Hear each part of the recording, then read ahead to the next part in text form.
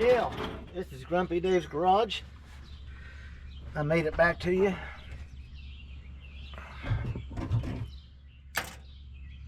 After a first aid repair. Got her buffed down. Get it set up so he can come in and just tack weld everything. Then I go along and remove all the sheet metal screws, and then he comes behind me and does some more welding. The only thing I got left to do today is up in the, I don't know if you can see it, probably not. Yeah, you can, down at the bottom anyway. There's a panel I gotta finish out there, get it set in, and this side will be done. Tomorrow I'll get the pleasure of doing that side.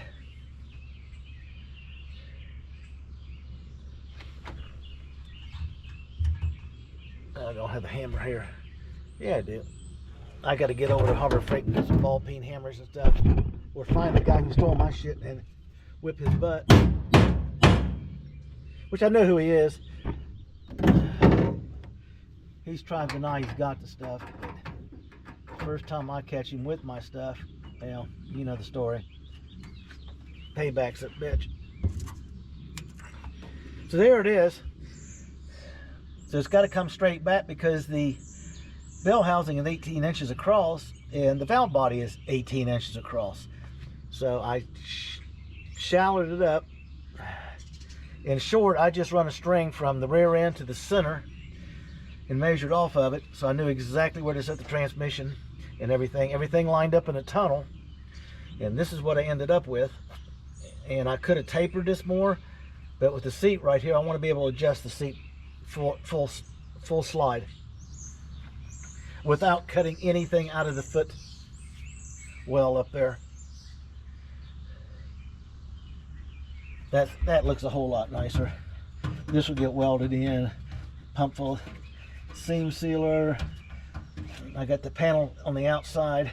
Okay, you can see the daylight where it's got to go. It's like 88 degrees out here right now. Me and my beach umbrella.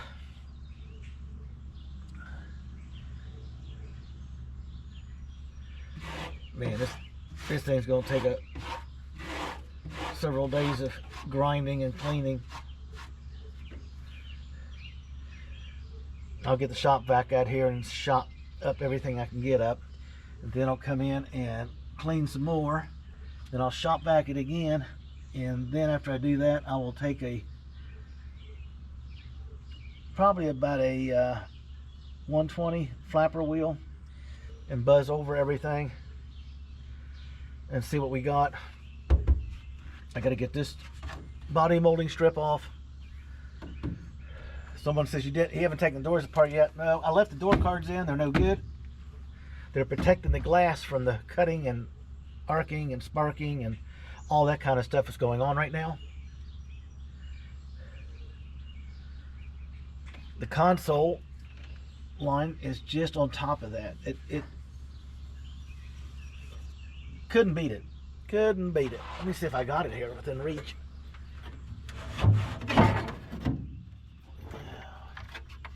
I got the back half, which is good enough.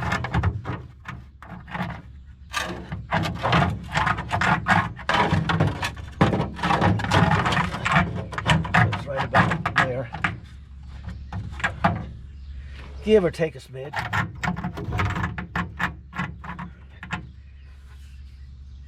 That's about where she sits. The other one comes straight up. That's a win. I've made the room now for the transmission. I'm going to do a similar stunt over there, but I'm going to use a 3/4 pipe because it's a 1 inch. And I got some 1 inch pipe, come think about it. Just to get the top radius. And do the same thing, but it won't have all the gingerbread stuff. This is a straight side. Block end, taper it, lay a piece of metal up there, draw your pattern before you close it up. This one will pull the screw here, and this thing will pivot around to where it's tight, and he'll just tack it in. After he tacks it, I'll come back with a fiber wheel, remove all the screws, fiber wheel everything, and then he'll come in for his final weld, and then it's up to the taping and the sealing. So there you go. This was a little bit more of a job than I thought it was going to be, because once I got it apart, I had trouble putting it all back together because I had to make a new piece up here, because the one I had was sitting at an angle and was too short. I didn't see it until I sat down like I'm doing right now beside the car, and I could look right there and see it. So I had to take everything out and make a new one. And then, like I said, I got the couple things on the firewall, which I'm delaying. I want to go over there. I want to get everything inside the car done by tomorrow, and then talk to him to see when he's available. He hadn't been feeling good. Hopefully he's back under, got his feet back under him, because he looked pretty tough yesterday when he came over to drop off my plates, and he bored the holes through.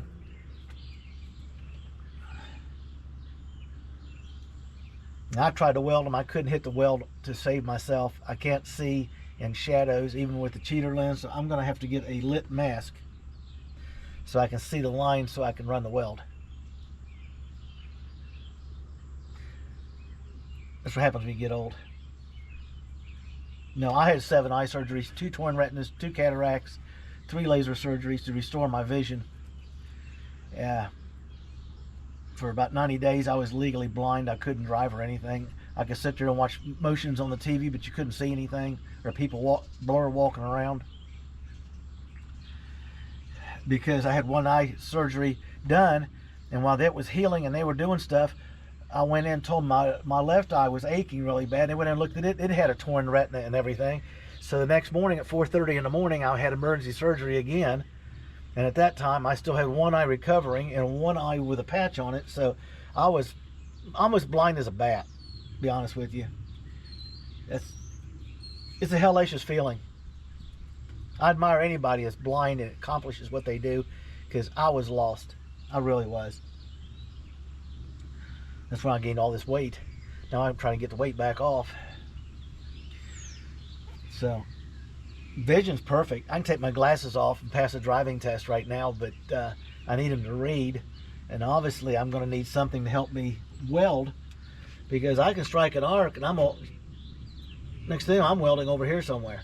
But if I had it's brightly lit where the mask will let me see, I can run straight down there without a problem. So I'm looking at some new welding hoods. Someone's got the LED lights in them. They also have some that's got the clear, what they call a clear view lens in it.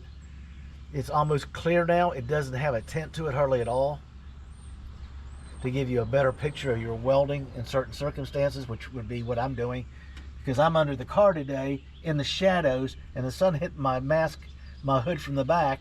I might as well just gave up. I couldn't, line anything. Now the metal I used, get back on the subject here, is thicker, like this here. This is thinner. You can see the difference. So I wanted to put some more rib strength in it. There's some more strength going down underneath. You'll see that. I'll get that on camera. That'll be easy to do, because I can set the camera up on one side and work on the other. It's not like being back in these pockets, people. I'm sorry about it. I can't get a good camera angle to show you anything. So this is what we've done. We took everything out. You can see where I buffed and cleaned it. I finished up the metal panels I needed. I took everything apart and buffed the edges. Now I've got a couple fittings to do.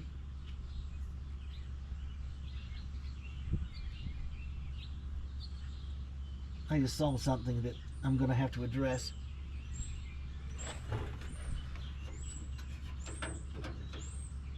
Oh, it's got metal up here. I'm sorry. I'm just looking at it wrong.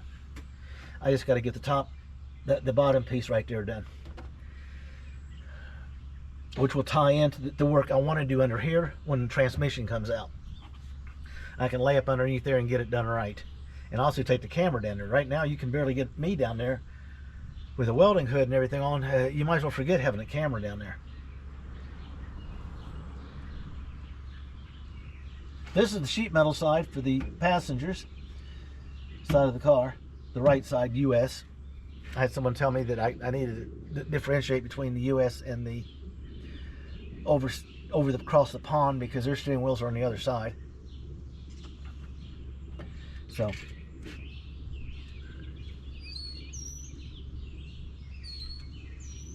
I guess it would be a little bit different because everything would be the same. The steering wheel over here, I'd have this thing on the driver's side, on the kind of awkward. Anyway, we're going to move forward here. We've got a answer session coming up. I've been trying to rush along, people complaining because they said their necks are hurt, trying to figure out where I'm pointing and what we're discussing.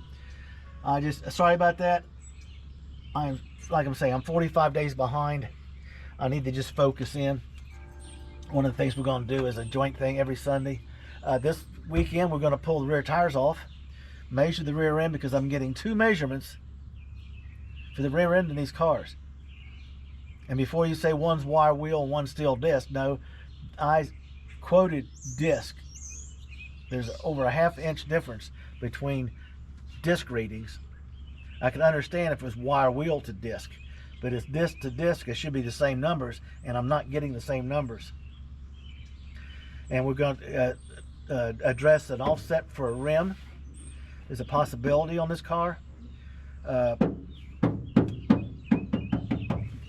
Wheel flares, and maybe going to a 15-inch tire with an 8-inch rim, a 4-inch offset, so I can put down a considerable amount of rubber on the ground. Increase it from a 14 to a 15, and I'll have to check on tread compound of the tires for gripping and also for wet road driving and stuff.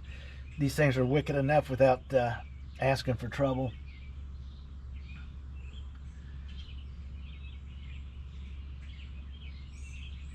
And that rear end, which is we got to go do, will make a difference whether we go with a braking system.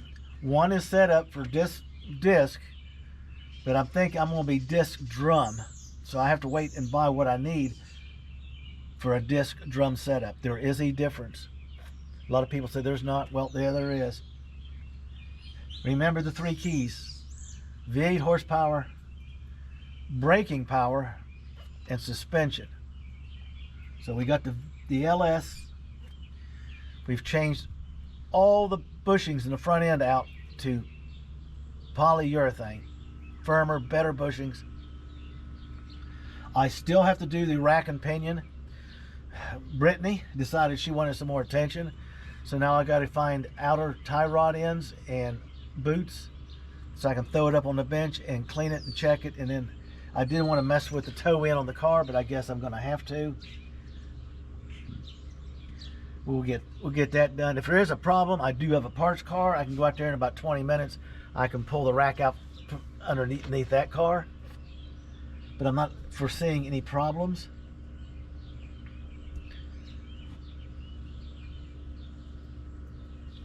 So there it is. And the console, well, this console's up in the back. It actually sits down a little bit because there's a screw off in it. So it'll be sitting level. It'll come right down here. And you've got the one that snaps into it, comes this way, it's lower, and it's a good fit. And then the carpet comes up and goes behind there. Then you got your side panels and all that stuff. It's above the garage up there with the convertible top bows. They kept hanging me. Every time I turned around, I was clotheslining myself on it. People, this is it. We're getting close. I'm going to try to finish the fit tomorrow. I'll get more of it on the camera tomorrow. I'm going to try to show the fitment of the whole side on the driver's side.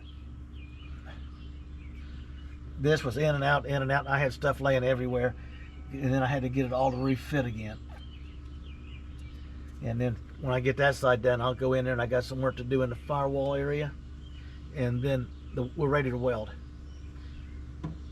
The motor mount brackets, I'm gonna call and talk to him, because unless I push it inside the garage and shut the door and get an extremely bright light on it, I'm not going to be able to follow the line.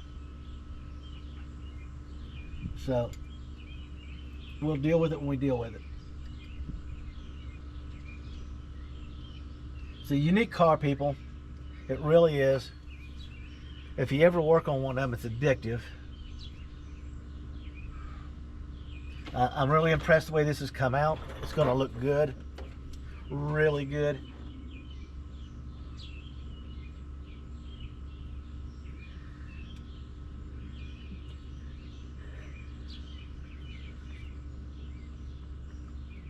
Oh, there's zoomies. Oh, hi, babies. You come out to see what Daddy's doing on the car? You the shop dog? You gonna jump up in my lap? Come on. Come on. You can say hi to everybody. She's always up to something.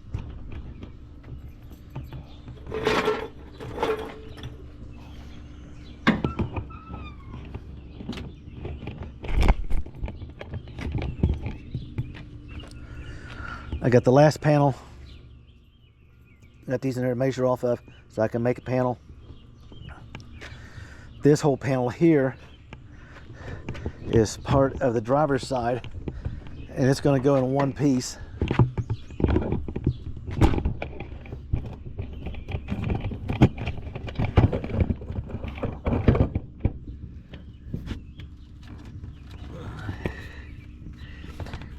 It'll have the pipe at the top to give it the spacing, and then it's just one piece of metal all the way back, and then we'll cap it like we did over there, and we're done.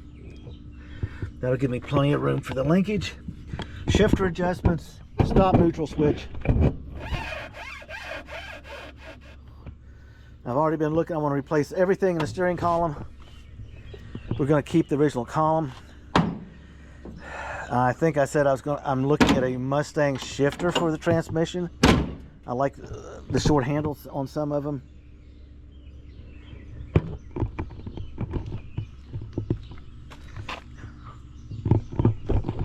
So we got all the bushings in. Everything's tight and right, buddy. Get ready. I got to measure this line, that block.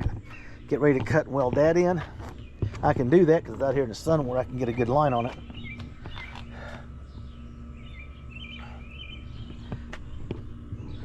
There we go, people. That's the follow-up to the earlier one.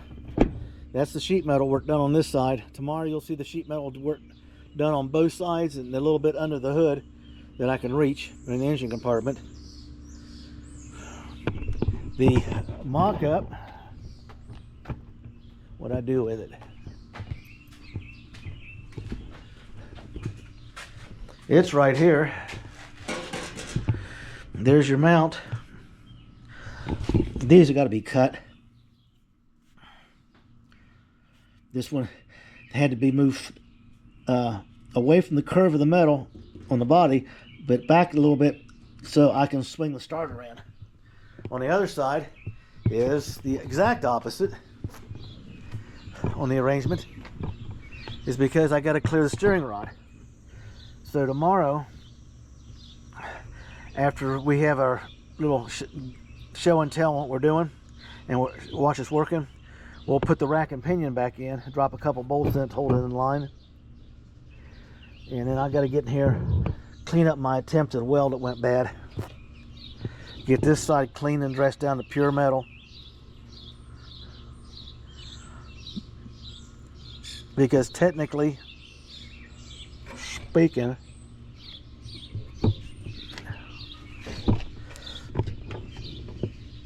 it should be right there. The steering shaft will be right above it. Where on the MG motor, it went through the mount, the bracket that the motor mount set on the driver's side of the MG. She's coming together. We've cured the oil pan problem. I have to give a hands off to the people who got it to me quickly.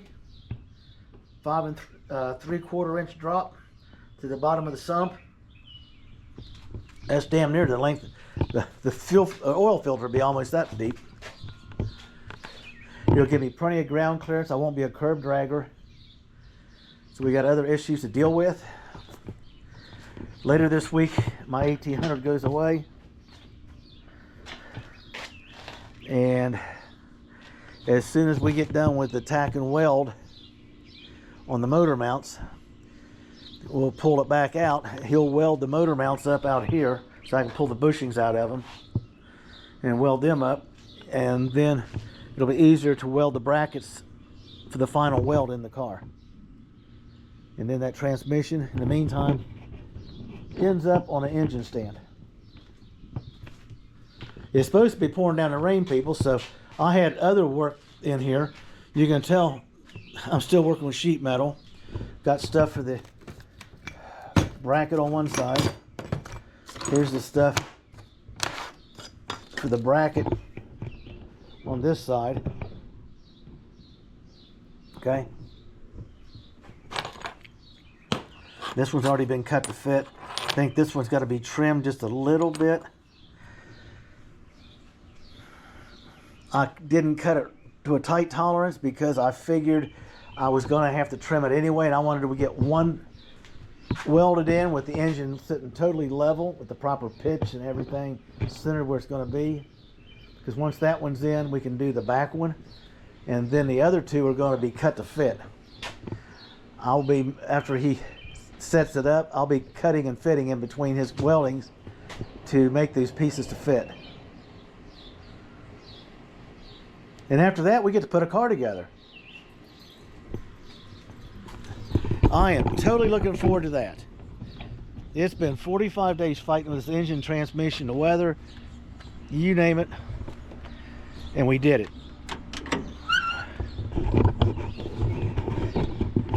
It's time to start picking up momentum, and we'll get things done. People, like, subscribe. If you see something different or something you want to call my attention on this, don't be bashful, say something. Fresh set of eyes looking at it differently may call something out. I've already had one guy do it out of Texas on another website. He's building one of these with a Mopar in it. He's the one that called my oil pan issue out. It went right over my head. I was so busy about getting the engine to drop down in the car where I wanted it, which I did. I wasn't thinking about the oil pan clearance. So he sent me a text saying, "Yeah, it's a beautiful project, but you got a curb dragger." And I went out and looked at the engine. He's right. So that ended up jumping on that special oil pan to make it fit. It's a common swap pan. It's just, you get tunnel vision on one issue, you're letting stuff fall by, it comes back to bite you. People, if you got a project, do it your way. Get your project done.